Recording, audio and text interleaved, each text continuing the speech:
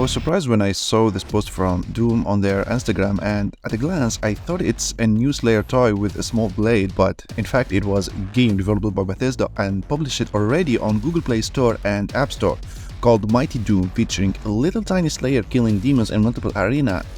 So I thought I should give it a try, and here is my quick review.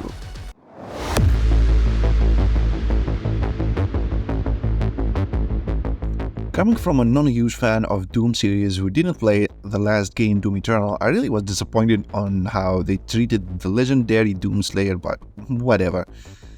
The game is somewhere around 3D, you know what I mean, with a portrait playstyle and a single mechanic which is moving around.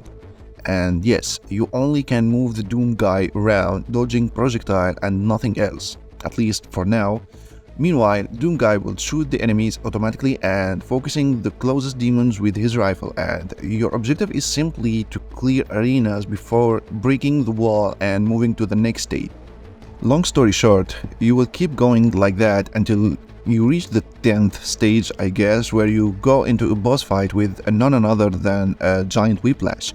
And yes, it's still a pain in the ass even in this game with multiple projectiles, and literally didn't stand a chance, especially with 1 HP, as you can see.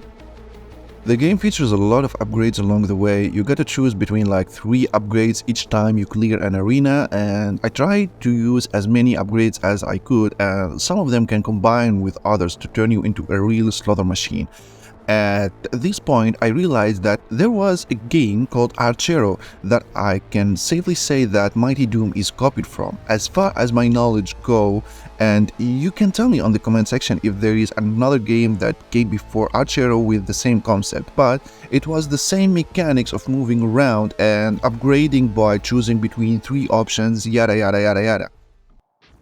The difference comes now in the arsenal. The tiny Doom guy wins his very first gun, which works as a special ability. In this case, it's the rocket launcher, which can be used once and then wait for a cooldown before being reused. And it also have its own upgrades, like the tracking, which makes the missiles follow the target, and double shots, which makes you launch 2 rockets. In the middle of each attempt, at least that's what happened to me, you can meet this nice guy called Knight Sandilon, who provides you with 2 options, one of them being heal, and the other option is a random pick between damage boost, more attack speed, and some other things. For me, being so bad at this game, I always choose heal since it was a guaranteed way to get HP restored. The other method is by performing glory kills. And speaking of glory kills, it's simply when you shoot a demon, it might randomly enter into a staggering mode after taking enough damage, and you must get close to him to perform a nice animation called Glory Kill.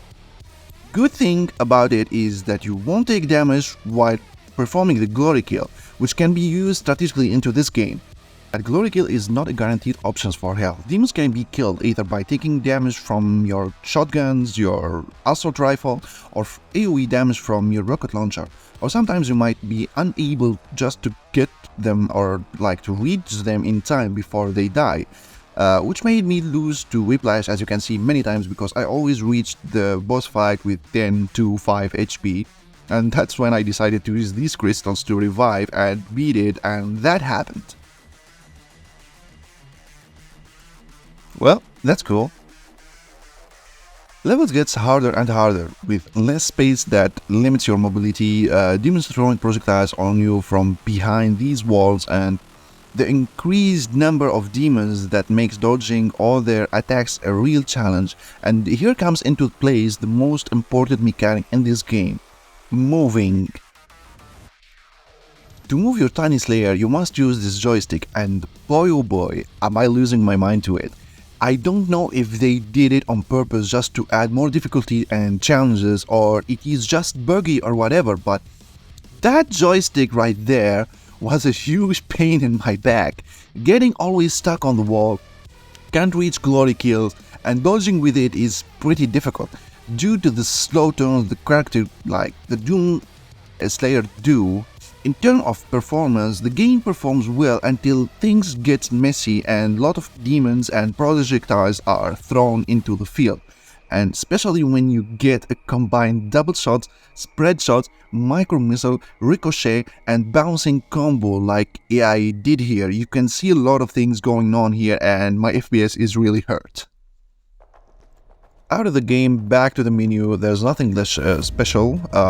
Most of it is upgrade. You can upgrade your main gun, your secondary ultimate, and randomly lucky spin that picks something to upgrade.